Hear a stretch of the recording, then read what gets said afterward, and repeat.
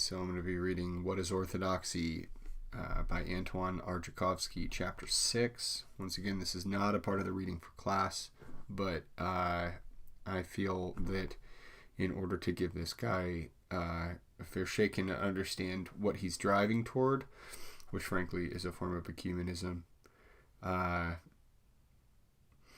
have to read more than the assigned reading to try to wrap my head around what his actual project is and whether there's anything that or what I think what I'll be able to integrate and what I'll be able to discard from it, frankly. All right, so we'll try to get through this as in as timely a manner as possible because I only have a little bit of time. Chapter 6, The Method for a New History of Orthodox Truth. It is common in Christian theology to associate the concept of orthodoxy with that of tradition. Father John Meyerdorff, former dean of St. Vladimir Orthodox Institute, insisted that there can be no orthodoxy without tradition. Yeah, holy tradition. Like what? But is all tradition orthodox? No, of course not. And is all orthodoxy already in the heritage of tradition? That's not what he's talking about. As Vladimir Losky has shown, there is a great risk of overloading the concept of tradition by identifying it totally with orthodoxy. For Meyendorff, tradition is a living, historical, and dynamic concept. I am getting so tired of that word being used, dynamic. It's often used to just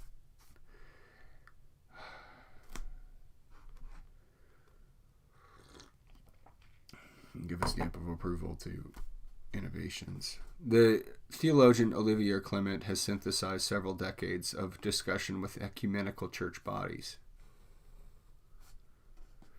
explaining that the Orthodox concept of tradition is to be understood as an involutional and non-evolutionary manner. The criterion of Orthodox Christian tradition is, according to St. Vincent de Lerins, to live all that has been believed, in all places and always, and by all. But this cannot be understood in light of the facts of creative theology, such as the dogmatic decisions of the councils or the invention of multitudes of various expressions of ecclesial faith in art and architecture, unless this permanent, universal, and shared faith is understood in its most crystalline reality,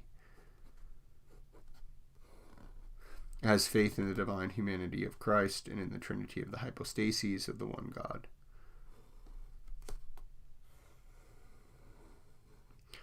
Tradition is therefore involutional in the sense that it is given from the very beginning and unfurls progressively in human understanding and civilization.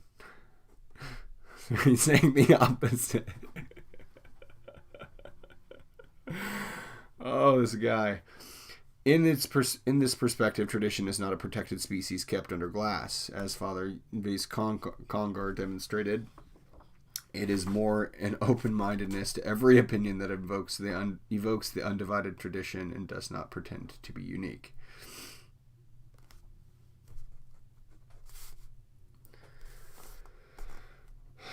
It is for this reason that the representatives of the Catholic, Orthodox, and Protestant churches at the Fourth Conference of Faith and Order held in Montreal in 1963 affirmed that even if there was a lack of mutual agreement in some cases, the ecclesial tradition, with a capital T to denote this undivided character, cannot be in opposition to local or particular ecclesial traditions, so small t to indicate the diversity of the sapiental expression of the Orthodox faith. This is also the reason why tradition cannot be a Talmudism, an expression used by Sergius Bulgakov. This guy's not Orthodox. Or a repetitive theology, a formula coined by Callistos Ware during a 2008 consultation of the Faith and Order Commission in Cambridge. The 24 representatives of the Catholic, Protestant, and Orthodox churches adopted a consensus text on tradition which prevents any exclusive identification of tradition with a particular tradition because of the eschatological nature of this notion. We recognize that the traditions of faith and witness are constantly being received by us in our churches, and that it is better to receive these traditions ecumenically as we come to understand one another better and are more willing to receive and to give. We have affirmed the most appropriate way to express and define the type of traditions God gives us to speak the living tradition, to underline that these traditions are neither sclerotic nor static, but rather impregnated by the dynamic energy of the Holy Spirit. We are aware that, for some, the very word tradition may imply something past or outdated, conservative and static, but we want to affirm a conception of tradition that has an eschatological dimension and is animated by the Holy Spirit. We also affirm that, in our opinion, the type of authority God gives to the doctors and witnesses of the early church is not an authority rooted in something extrinsically imposed as a sort of political power, but it is a form of authority rooted in integrity and authenticity. It is from within its own depths that it imposes itself on us and draws us to it. For all of us, the authority of the doctors and witnesses of the early church is derived from the latter conception rather than the former. We all rejoice in the fact that all participants share this point of view. Thus, because of its involutional character, the notion of ecclesial tradition cannot be separated from the notion of orthodoxy, but neither can it be identified with it. Orthodox thought is the capacity to actualize the tradition of the ecclesial body according to the paradigms at work in specific times and contexts. Orthodoxy continually articulates in a new and coherent manner the relation between personal conscience, the testimony of the scriptures, and their interpretation in ecclesial history. This requires epistemological and historical understanding of orthodoxy. Epistemology of the concept of orthodoxy. Orthodoxy is a transdisciplinary concept, simultaneously philosophical, scientific, theological, and historical. Using a semantic historical approach, a definition of orthodoxy will be proposed which synthesizes these four disciplines. If reason is made, as Newman wrote, for truth and certainty, as conscience is for good and virtue, orthodox thought is based on the awareness of a necessary connection between reason and conscience.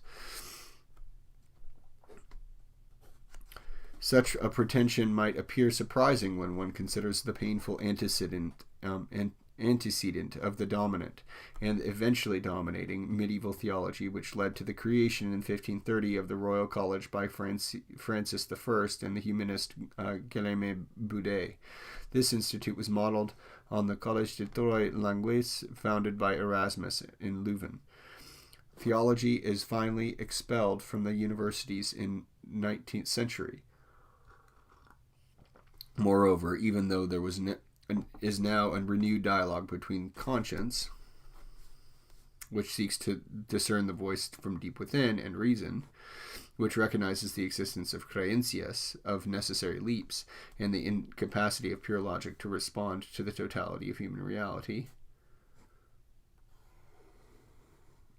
Disciplinary boundaries remain compartmentalized and regulated, yet it can be hoped that the model of orthodox thought proposed below will, after being verified by a historical analysis, have some sort of echo in this extensive interdisciplinary and transreligious discussion, of which we have just presented certain aspects and which increasingly takes on global dimension. Archéologie du savoir, published in 1969, earned Michel Foucault his entry into the Collège de France as chair of the history of the systems of thought. In this work, Foucault sought to propose a new epistemology in which the keyword episteme was defined by the conditions of speech at a given time. Episteme was defined. He sought by these means to capture the historical moment in which he was participating. As he wrote in his introduction written in 1968, the problem is no longer one of tradition, of tracing a line, but one of division, of the limits. Since then, the notion of discontinuity has invaded the human sciences to the point of erasing any common referential horizon and making unintelligible to most any formulation of meaning. Yeah, because he's a deconstructionist. You focus on the multiplicity alone. At the end of his life, Michel Foucault himself realized the limitations of his discourse, which was too radically opposed to doxa, to simple human opinion, as he spent a lot of time in graveyards. The French philosopher tended in a transcendent, almost inhuman manner toward the scale of inflexible enlightenments that only evolve through the successive breaks with the past. For this reason, Foucault moved from the question of truth to that of the bearer of truth and its place in society. This change of direction went hand in hand with a rediscovery of symbolism and its inherent semantic intelligibility. During a lecture at the University of California, Berkeley in October 1983, Foucault presented the concept of parrhesia, free and authoritative speech, and its evolution of the meaning in Greek and Roman culture. The term appeared in Greek literature in the 5th century BC. It played a decisive role in the earliest Christian writings in defining a truth associated with human qualities of courage, freedom, and risk.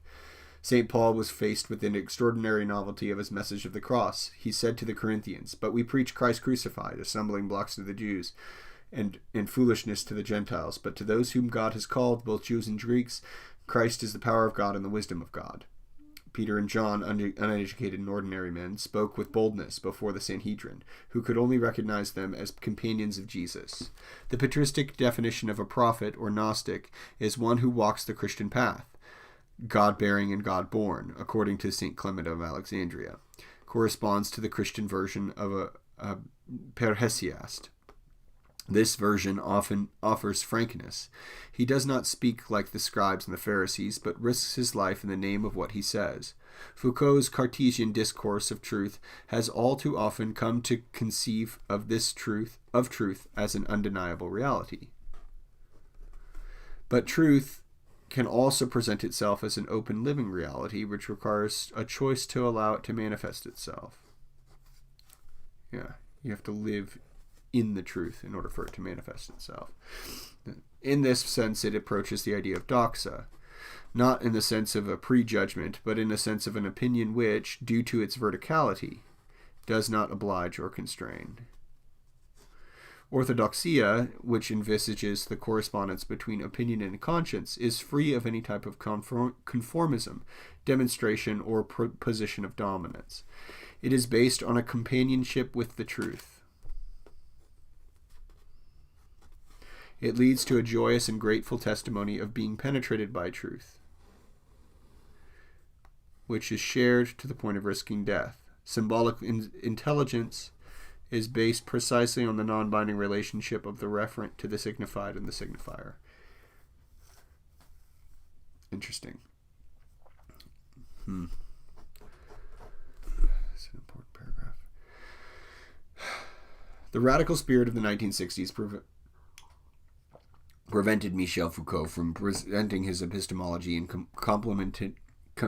complementarity with that of his predecessors, and from considering the phenomenon of self-transcendence, on which today philosophers such as Jean-Pierre Dupuy and Vincent Descombes are working. Which means he was blind and dumb. The contemporary epistemological question is therefore to define a type of symbolic mythological rationality that cuts across most diverse sciences and manifests both the sovereign unity of a subject, a spirit, or an era, and the set of relations that can be discovered in a given period between the sciences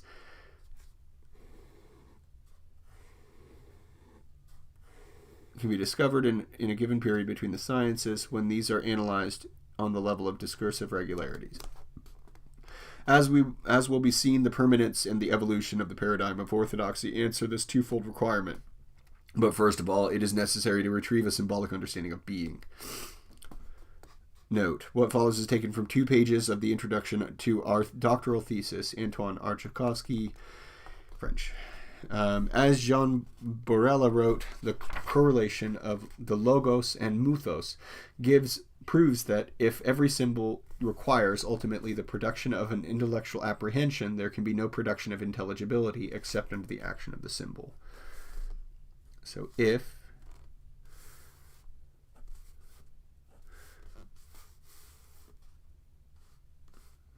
then there can be no production of intelligibility except under the action of the symbol.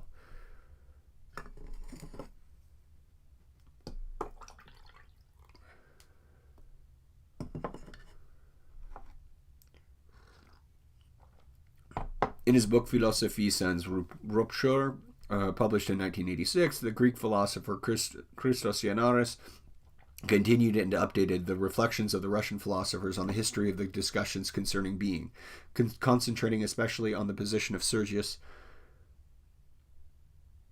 Trubetskoy, as outlined in his essay La Doctrine du Logos dans l'Histoire, which appeared in 1900. C. Ioannaris explained the distinction between the mythical experience and the logical experience in the following manner. In the different forms of relations mankind has with reality, both in the mythical experience and the logical experience, the Logos signifies and reveals the event of a relationship of the spirit with the mode of manifestation of beings and of cosmic harmony. The fact that the human Logos conforms and corresponds to the logical mode constitutive of being. Indeed, in myth, which is always a narrative, the function of reason is not merely to describe the experience of the senses or serve an intellectual approach to reality. Reason tries to communicate the awareness of the mode in which life is realized. In this case, reason functions as a judgment and imagination. C. Ioannaris defines the myth as the history of a fact produced by the imagination. It reproduces actions and relations which belong to the domain of the senses, but in the way the spirit imagines by judging, that is to say, by separating the essential from the incidental so that life might be realized. This is interesting. These actions of an existential order, reproduced in myth and expressed in the same language through symbols, are relationships between persons. Myths describe relationships between persons, persistent patterns in those relationships that people apprehend and then reproduce in order for them to be experienced again through the symbol that represents them. In the same way, in the case of logical knowledge, essence is not something accomplished, but rather a participation in becoming, in the development of life as both a cosmic and social phenomenon. Logical thought is a semantic of essence. Interesting. Concept or definition determines the singularity of essence as a discourse that results from differences.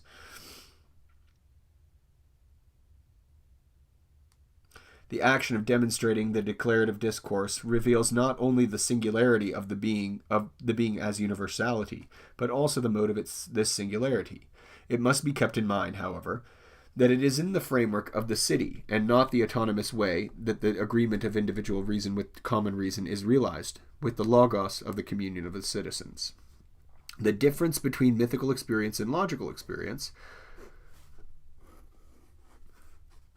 consists in a difference of participation in communitarian reasoning, and this is why it is so difficult for thought to synthesize them into a single expression. However, the history of thought shows that their growing separation has been a hindrance to the realization of life.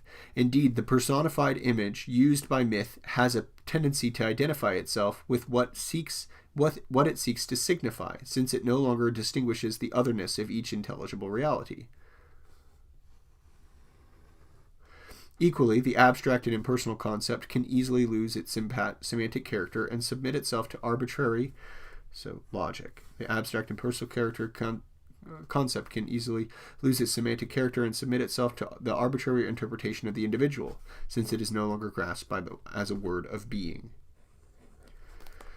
At this point, using the separation between mythos and logos, between the image and the word as a point of departure, it is advisable to consider a detour towards the question of being. Oh, you're going to bring in Heidegger here. In order to be able to give, in a second step, the patristic definition of mythological thought. Ontology is discourse concerning being. Everything that can be said about the fact that one participates in being. In the course of history of thought, 3 discourses on being can be summarily distinguished. The ontic conception, the rational conception, the personalist conception. The ontic conception of being considers it as something, a certain being that really exists. The rational conception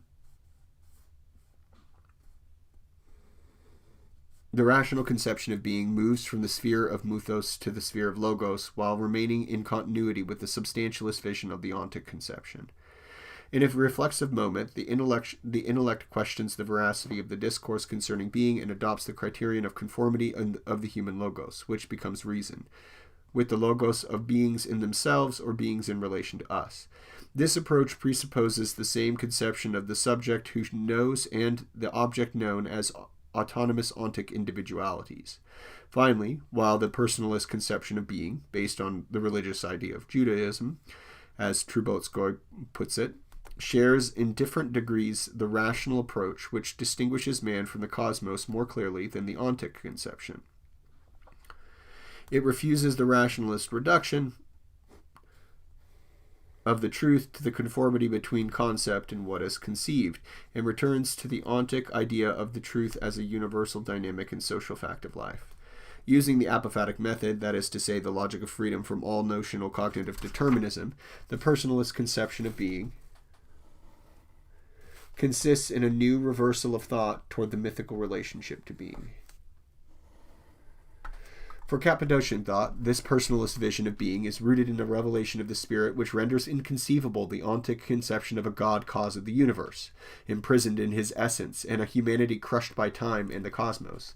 The personalist perspective restores life to being and integrates history as the space-time of a personal relationship between man and the God-creator. For Gregory of Nyssa, or John of Damascus, being and being in relationship become identical. For someone or something to exist, two things are necessary at the same time: being in itself, hypostasis, and being in relation, person.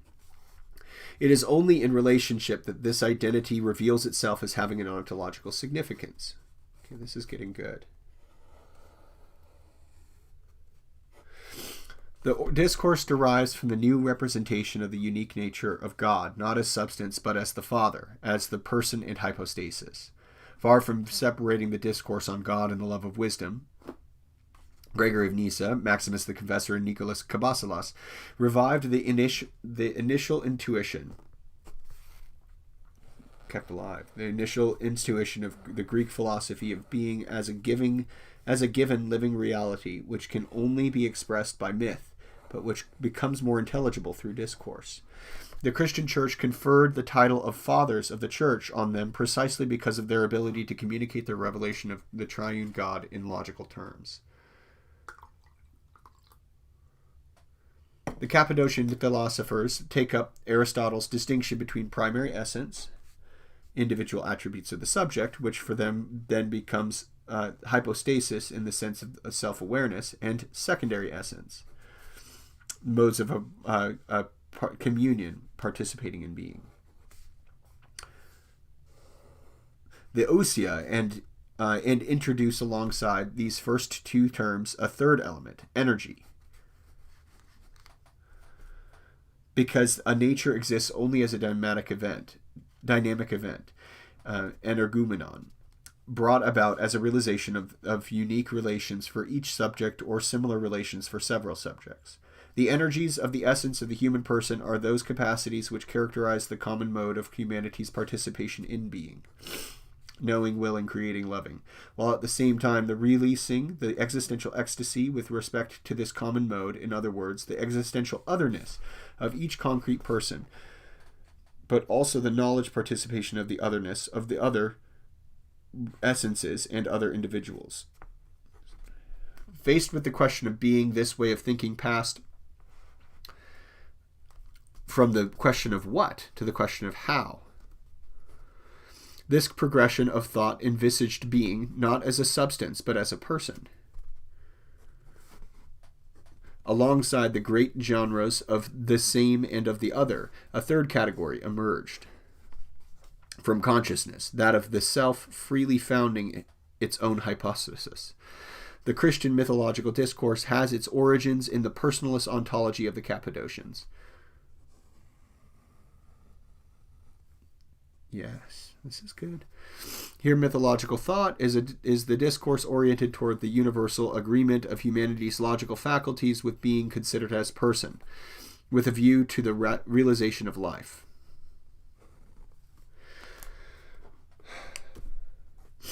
This mythological thought was rediscovered in the beginnings of the 20th century by Russian religious thinkers, Berdyaev, Bulgakov, and Florovsky, proponents of the personalist, sociological, or the theocentric currents of Russian thought, agreed in their understanding of Orthodox thought as symbolic, antinomic, and eschatological. These intellectuals helped to bring together the traditional philosophical systems of Christian thinkers of the East and the West, making a critical analysis of their own symbolic representation or symbolic perspective by opening it up to more universality and confronting it with the conceptual genius of the West. They also helped Western thinkers distance themselves from a nominalist philosophy that had become totally disconnected from reality, and reminded them of the necessarily interpersonal and conciliar dimension of truth. This work was also undertaken by contemporary Western thinkers, including Jean Borella, professor of philosophy at the University of Nancy, and Jean-Luc Marion, professor of philosophy at the Sorbonne.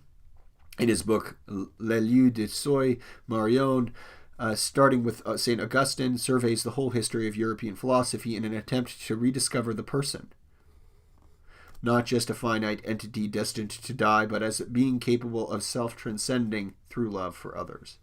At the end of his narrative, he writes, "The ego is not by itself. It is neither by a self-apprehension and self-awareness, Descartes at least as commonly understood, nor by a performative act, Descartes as he is more rarely interpreted, but nor by a perception, Kant, nor even by self-affection, Henry, nor or anticipatory decision, Heidegger. The ego does not even reach to itself for another, Levinas, nor like another, Ricoeur. It only becomes itself by another." For his part, Jean Borella, in his book entitled La crise du symbolisme religieux, has shown that the eradication of the mythos, everything related to symbolism, inevitably leads to the negation of the logos, the intellect that speaks within us. But the logos cannot be denied. Myth, therefore, cannot be expelled. Following Paul Evdokimov, Borella proposes the recovery of the epiphanic knowledge of reality. He writes, "If the symbol apparently only asks to be interpreted, if the sign seems to exist only to refer to the reality to which it points, more profoundly, by its very nature as symbol, it imposes on our intelligence an interpretation of cosmic realities which, under the influence of this disruptive presence, are transformed into the visible signs of a transcendent reality. What was a sign becomes a reality. What was reality becomes a sign."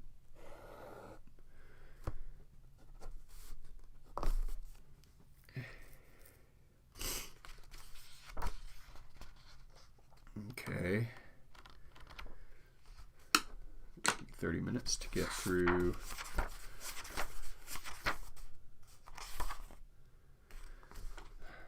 pages. I'm going to take a little break. I'll be right back.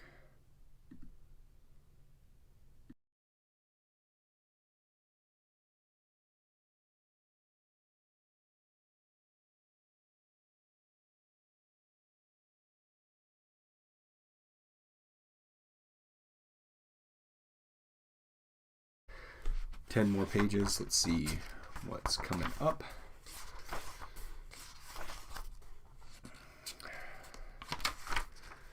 So we'll probably get towards a semantic history of Orthodox Christianity before I have to dip out.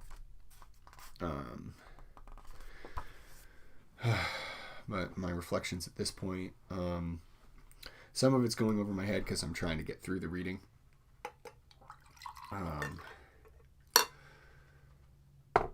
Or rather, I'm just kind of getting an overall picture and trying not to be too combative in my approach, even though there are aspects of what this person has talked about and attempted to assimilate or problematized within Orthodoxy that make me uncomfortable, since he's using the methodologies of those who are hostile to wholeness, such as Michel Foucault. But anyway, we'll get back into it. The four poles of Orthodox thought. The diagram of the metaphysical cross, 2 dimensions, or the metaphysical pyramid, 3 dimensions, which Borella outlines in his book, will be used with some modifications and precisions for our cross-disciplinary definition of orthodoxy. The purpose of this diagram is to exhibit the transformation brought about by the internal semantic activity of the symbol and the enhancement it achieves in order to unite what is separated. A unifying vertical axis should be drawn uniting. Unifying vertical axis should be drawn uniting from bottom to top, man to the divine referent. So, unifying vertical, man, divine referent. The axis that unites them is called symbolic and sacred. Symbolic, sacred. The horizontal axis should also be drawn uniting from left to right, the sensory to the intelligible world. Sensory, intelligible.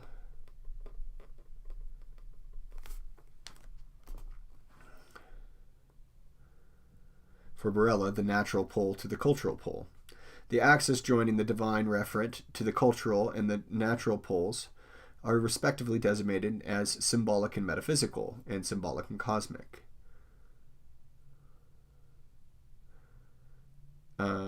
And so there's an axis joining the divine referent to the cultural. Okay, so meaning divine referent to the intelligible. I don't know how this would be represented, but there is an axis joining these two together, which is the cosmic, metaphysical.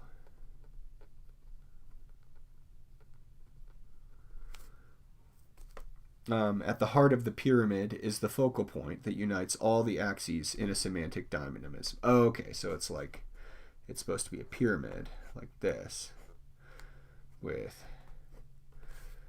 the divine referent, DR, the cultural, metaphysical, and the sensory.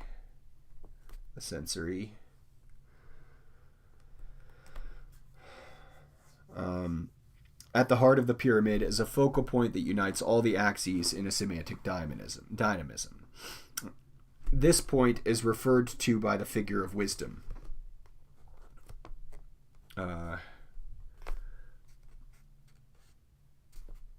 Wisdom. In Christian revelation, Christ, who is the truth, is precisely the wisdom of God and the power of God. But as we will be seen, the biblical and patristic doctrine of the wisdom of God is addressed to humanity as a whole. The study of the philosophical and religious systems lying outside of the Christian theological discourse enables the latter to precisely both defend this representation of the truth and question a certain number of anthropomorphisms and sociomorphisms within its own beliefs. Our hypothesis, I don't know if I agree with this. Our hypothesis, the fruit of a historical observation of Orthodox thought, is the following. The four poles of Christian consciousness, recognition, glorification, so 1, recognition, glorification, memory, 2, law, and justice, are in an antinomic relationship to one another. As Father Paul Florensky demonstrated in his commentaries on Pavel Florensky. Okay, demonstrated in the commentaries on the antinomies of Kant and antinomic relation, unlike a dialectical one, is not resolved by an exhaustion of opposites in a third term. Okay, not resolved by an exhaustion of opposites in a third term. So you can't dialectically move up from one to another. Okay. It should rather be understood as a permanent tension that permits one to hold simultaneously several equally true positions which could be contradictory at a certain level of consciousness. This interpolar tension results in the formation of paradigms, of predominating figures of community awareness within a given space-time. This is really good. Upon this metaphysical cross or doxic structure, it is possible to define the boundaries of the paradigms of truth according to the four principal meanings of orthodoxia expressed in the history of Christianity. Worthy glorification, 1. When the ecclesial consciousness is magnetized by the pole of recognition of the other or of the divine, recognition of the other or of the divine, right truth, when the organization of the pole of nature or of the sensory world becomes, by its universal law, the ethical priority of Christian thought. 3, faithful memory. Let me go ahead and circle these.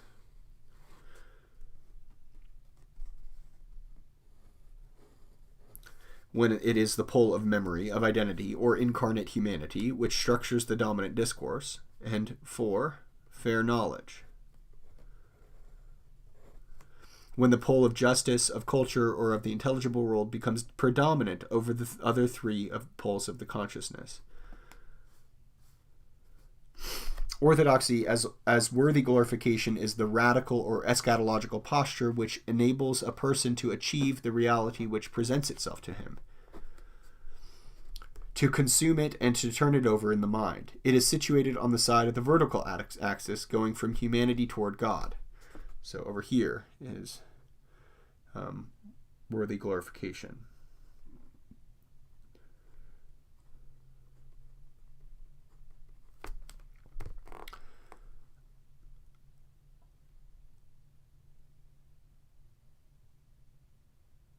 Okay, it is situated on the side of the vertical axis going from humanity toward God and vice versa, since it is a circulation of glory. It has its foundation in the epistle of St. Paul to the Corinthians. It consists in worshiping God as wisdom, as the Lord of glory, which presupposes love as the source of all knowledge. Glorification is the source of truth only insofar as it is oriented toward the glory of God and is itself permeated with glory. As St. Irenaeus wrote, there is a circulation of glory in Christian revelation. The glory of God is man fully alive.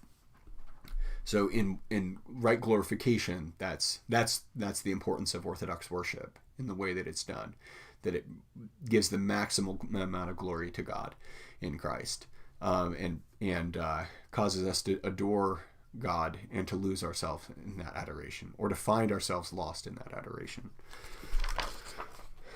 On the other side of the vertical and metaphysical axis connecting humanity to God is the source of truth is the pole of identity, of memory, of habit, which when turning toward the Logos develops first of all the virtue of fidelity. So habit. And so that has to do, so on the other side, so the vertical medical is over here, I think. Okay. Glory is not just a source of praise, it is also memory. Oh, wait. Does that mean glorification is over here? I'm confused. Anyway, we'll keep going. Glory is not just a source of praise, it is also a memory, anamnesia. That is, a remembrance that actualizes, which is a habit, or a liturgy. Liturgia. Habit. Memory. Remembrance, a dynamic remembrance. Oh, I hate that word. A living remembrance.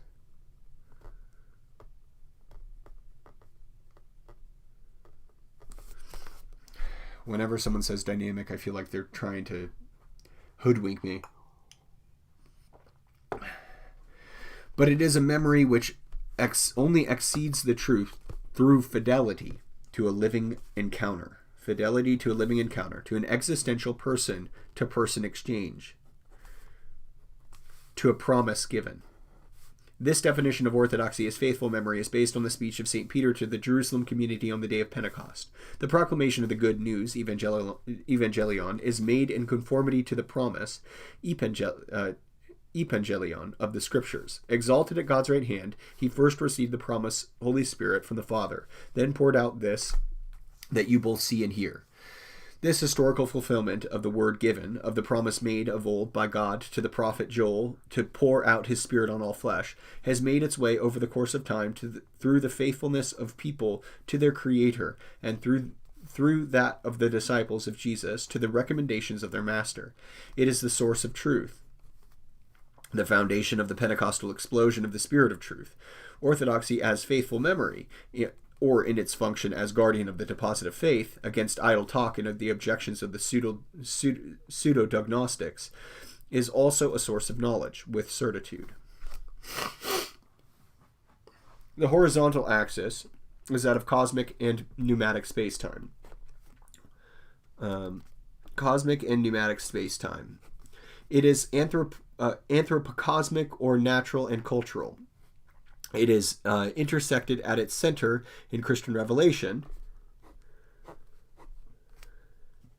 by him who called himself the Way,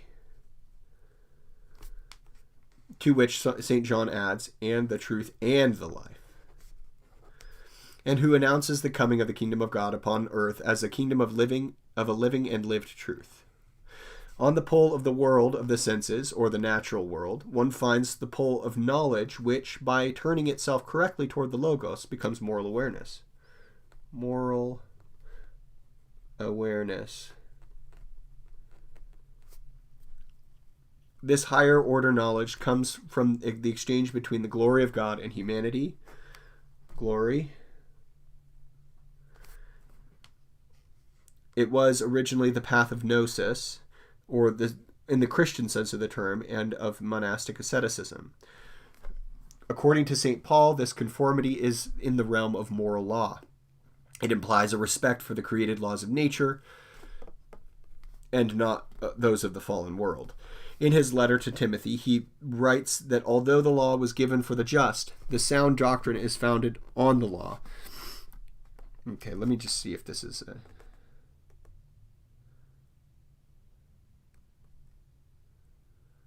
I missed okay,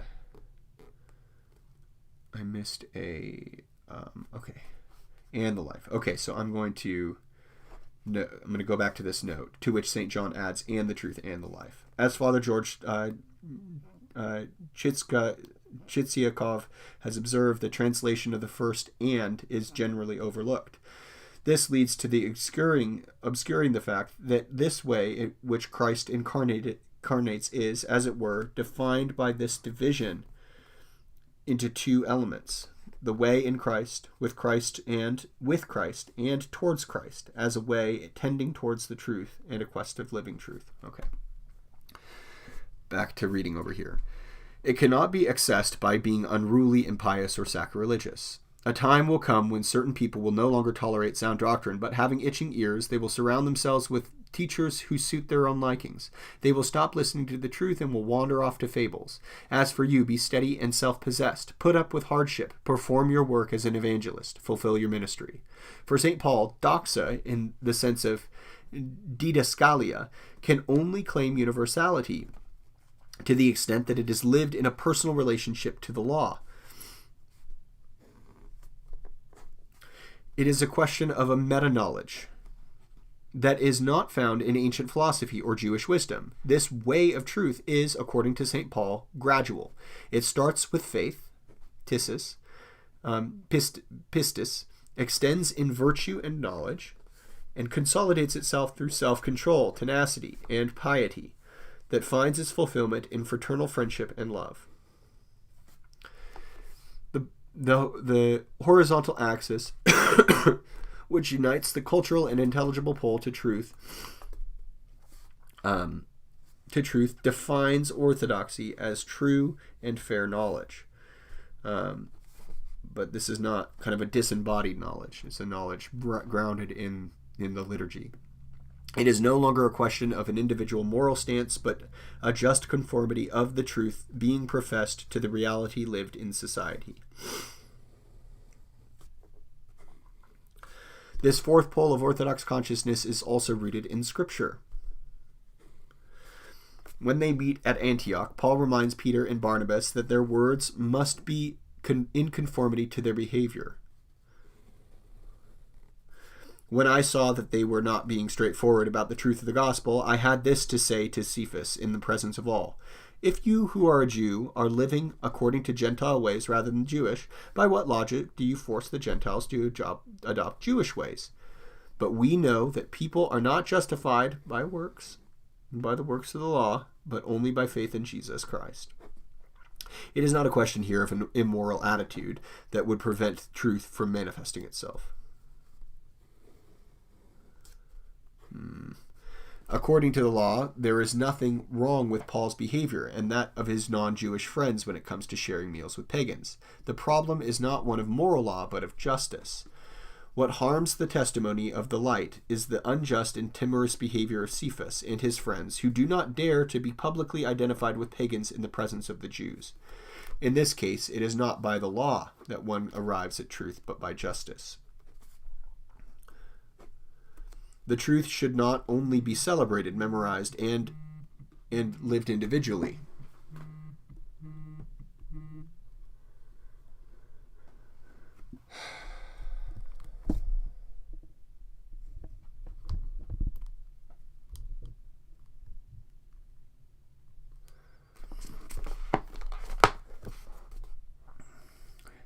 It should also be incarnated socially. It cannot remain an abstract concept. An echo of such an approach can be found in the Didache, the teachings of the 12 apostles, a text written in Greek near the end of the first century. Explains how this life is to be lived. Orthodoxy is not, therefore, as was commonly believed for a long time, simply the opposite of heresy, understood as a partial knowledge of the truth. Orthodoxy is a mode of relationship. Orthodoxy is a mode of relationship to the truth that prevents worship from emptying itself of the glory it seeks to proclaim, that prevents memory from ossifying itself by clinging to a remembrance as if it were an object, that refuses a moral testimony not lived out in practice, and that leads science, in danger of remaining merely at a purely theoretical level, back to its obligations of justice. It assures a relationship to the truth that is complex and embraces the fundamental metaphysical positions of worship, memory, ethics, and justice. So, right, glorification, worship, memory. Memory is liturgy. So, glory, liturgy,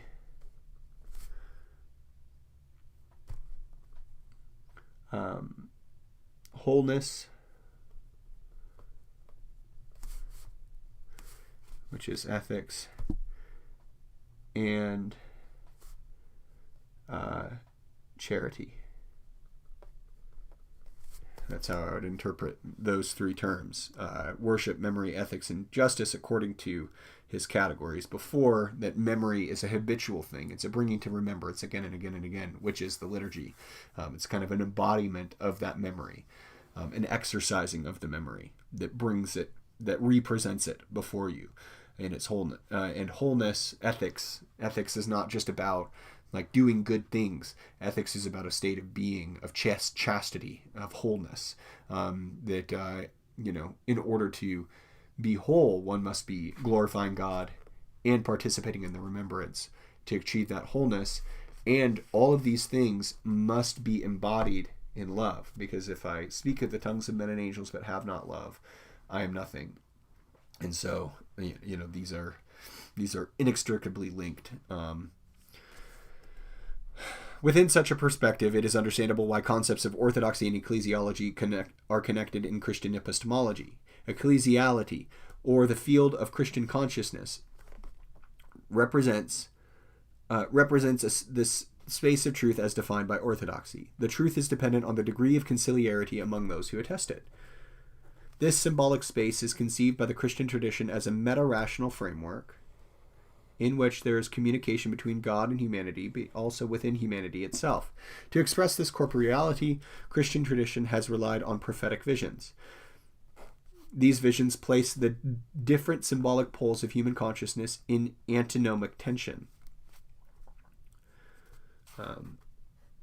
The vision of the glory of God in Ezekiel 1:5 uses a symbolic tetramorphic language, which has the originality of presenting a chariot throne with, at its summit, the resemblance of a man.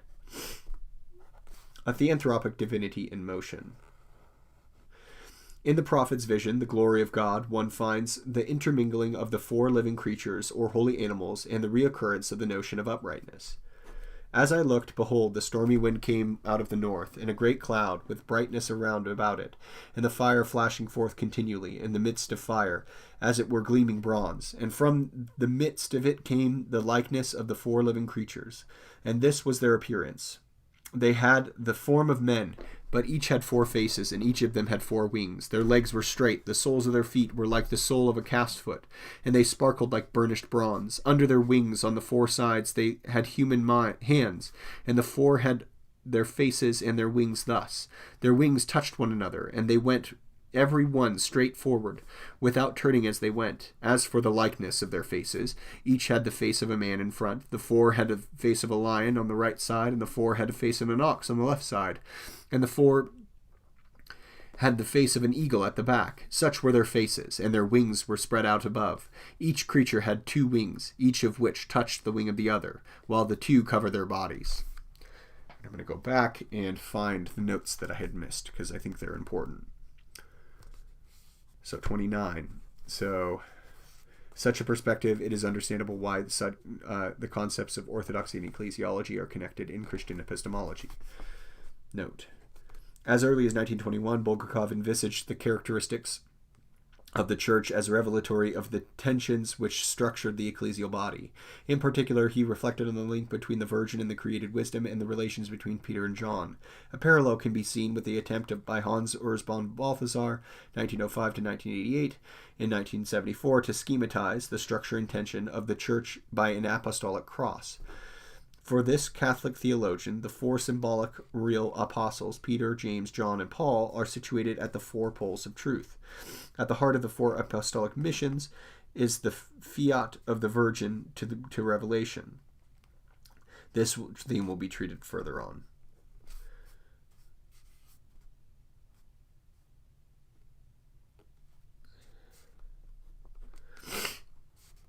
And where's the other one? I don't see. So 29. 30. Okay. Theanthropic divinity in motion. Note: Anna Maria Gurjanu. I don't need to read that one. Okay. Certain Targums have associated the 4 letters of the divine name with the 4 creatures: Y for humanity, H for the lion, V for the ox, and H for the eagle. Philo of Alexandria linked the 12 tribes of Israel, rearranging them in 4 groups of 3 according to a common emblem, with the 12 signs of the zodiac. The patristic and iconographic tradition connected the cherubim of the vision of Ezekiel with the 4 evangelists. For St. Jerome, the eagle must be associated with John because of his piercing, visionary perspective, the man with Matthew because of the narrative of genealogy of Christ, the ox with Luke, his gospel begins with the story of the priest Zacharias, and the lion with Mark, due to his prophetic spirit evident from the beginning of his gospel. It is this representation of the late 4th century that is retained by the tradition. Note: for St. Irenaeus, John should have been associated with the lion, Mark with the eagle. St. Augustine linked the lion to Matthew and the man to Mark. The lion symbolizes the gift, the royal functions, the ox sacerdotal activity, the eagle pouring forth the gift of the Spirit, while the man represents the human activity. The Pantocrator of the Byzantine and Russian cupolas, surrounded by an eagle, a man, a lion, and an ox, is the one who maintains all things. The Pantocrator. maintains all things, and who, in this sense only, is the Almighty. The Russian word, precisely, yeah.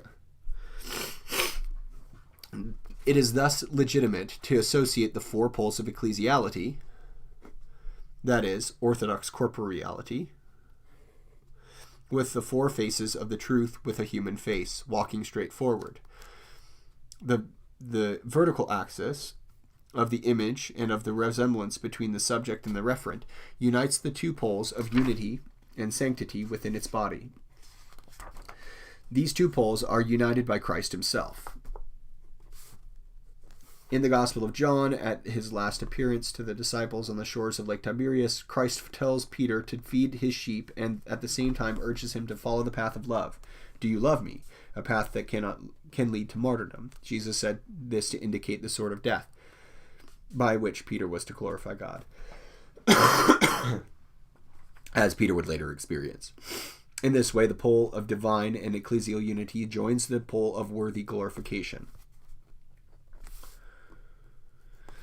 This can be associated with the symbol of the eagle and the tetromorph of the Judeo-Christian tradition. The pole of sanctity is the pole of human activity, which, if it finds a coherence between the past, present, and future, provides the expansion of glory, that is to say, of clarity and radiance.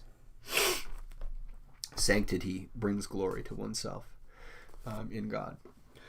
The horizontal anthrocosmic axis of knowledge unites the sensory pole and intellectual pole of creation. It brings together the poles of Catholicity, or universal ecumenical aspect, of the social, institutional, and human law brought about by activity which reflects the Trinitarian unity, and that of social, institutional, and human apostolic activity, which is the path of justice, opened up by John the Baptist. There can be no justice without reconciliation, nor reconciliation without justice. Right truth means understanding the ecclesia in its totality, that is to say, according to its capacity to embrace both Jews and pagans.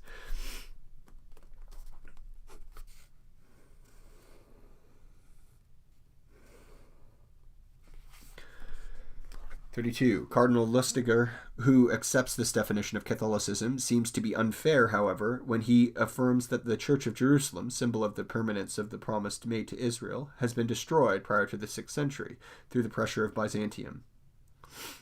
There are many other reasons which need to be considered. The term katholon, in its root meaning, designates the part in its conformity to the whole and on the basis of the evangelical witness, the relation of the unity between humanity and God in the image of the relation of Christ with his Father. In his sacerdotal prayer, Christ presents this relationship as a circulation of glory between God and humanity.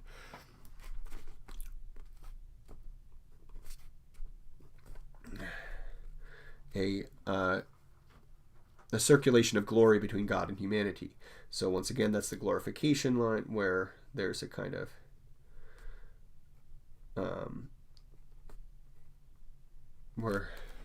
God and there's an exchange of glory. Thus it is that from a perspective of fair knowledge, the dimension of the mission appears related to Catholicity on the pole representing the social transfiguration of the world. As you have sent me into the world, so do I send them into the world. There can be no mission, no apostolicity, nor any transformation of human culture without reference to the Catholicity that sustains it. True. But this Catholicity exhausts itself if it is not oriented towards both what both surpasses it and at the same time resists it. This Catholicity exhausts itself if it is not oriented toward both what surpasses it and at the same time resists it. The Church is therefore, according to the symbol of Nicaea, one holy Catholic and apostolic, given that it is Orthodox. 34. Note. That's a big note, so we'll read it. Avery Dulles, The Catholicity of the Church, Oxford University Press, 1985. The meaning of the Catholicity has evolved down through the ages, as Cardinal Avery Dulles has shown. In the 2nd century, during the period of St. Irenaeus of Antioch, the term Catholic Church was simply used in opposition to a particular church, or to the part of a whole. The definition by Cyril of Jerusalem in the 4th century is interesting in that it reveals all the semantic riches the term had acquired in 2 centuries. For this father of the church, The Church is called Catholic because it is spread throughout the world, from one end of the world to the other, and also because it reaches universally and completely all the doctrines that humanity should know concerning things visible and invisible, in heaven and on earth, and also because it points out our proper worship to all of mankind, governors and governed, literate and illiterate, then because it universally treats and heals every sort of sin committed by the soul in the body, it possesses in itself all the virtues conceivable in words, acts, and spiritual gifts of every sort. Beautiful. It is notable that in this definition, Catholicity tends to identify itself, due to its power of universality, with ecclesiality as a whole, and to thus integrate the four modes of access to truth through worship, virtue, justice, and teaching or memory. In modern times, Melanchthon defines the Church as Catholic in that it is an assembly dispersed throughout the world, and in that its members, wherever they may be, and even though geographically separated, exteriorly embrace and confess the unique and same right doctrine at all times, from the beginning unto the consummation of history. Definition given by Avery Dulles. Our contemporary period, marked by the effort of systematization undertaken by Avery Dulles, notably as it appears in the definition Lumen Gentium, conceives Catholicity according to the 5 levels of meaning presented by their opposites, i.e. contraries, sectarian in particular, false, mystic, invisible, governed without a communion with the Synod of Bishops and with the Bishop of Rome. Conversely, the Church cannot claim to be orthodox if it loses a single one of these 4 poles or pathways on the way. J.M. Tillard writes, because it came forth from the Assembly of Pentecost, the memorial of the Assembly of the Desert, as fulfillment of that which the call tended towards, the Church of Jerusalem is from the beginning born Catholic, since it brings fullness, integrity, and kathalu of the gift of God. It is thus the community where the divine oikonomia reaches its moment of plenitude. It is not, therefore, just a question of geographical universality, of which the nations represented by the proselytes assembled for the feast would already be the prophetic core. It is the complete realization of what the call or convocation of God actually means. Since the outline we have sketched establishes a semantic logic of the symbolic that unites humanity with God and the sensory to the world of intelligibility, we must now undertake a historical study of the concept of orthodoxy. Our thesis here is that ecclesial consciousness has very quickly made one sense of orthodoxy prevail over the others, to the point that this sense has become paradigmatic not only within the ecclesial consciousness, but more widely in all the cultures permeated by the Christian kerygma. It is through the study of ecclesial historiography that we have chosen to illustrate the advantage of one definition of orthodoxy over another.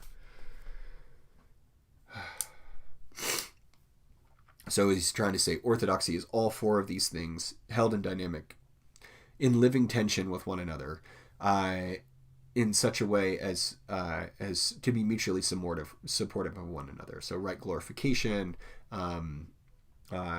wholeness of being, and how right glorification is embedded in the kind of the training of the memory, or of the ability to represent in living memory the acts of God through the liturgy and the divine services, so wholeness, glorification, wholeness, memory, and then charity or justice being the point of it all. That if that last part, the justice, the basically love, if I have not love, then all of the rest is for nothing, and it's not actually effectual in bringing about the transformation of the human person and his or her community of faith. And so it's not that any one of them is wrong, it's just any is incomplete without the others, I think is what he's getting at, which kind of sheds new light on what he said previously, but also I'm struggling to see how other traditions could possibly embody this in its fullness, given how how inextricably intertwined each of them is with the other. That you like that. If he's truly doing a phenomenological analysis of this, there needs to be it needs to be acknowledged the way in which Orthodoxy has held its finger on those right beliefs that actually lead to wholeness, that lead to an ethical wholeness, relational wholeness within itself, and so. The ways in which other Christian traditions, including Catholicism, have been wayward or have oscillated back and forth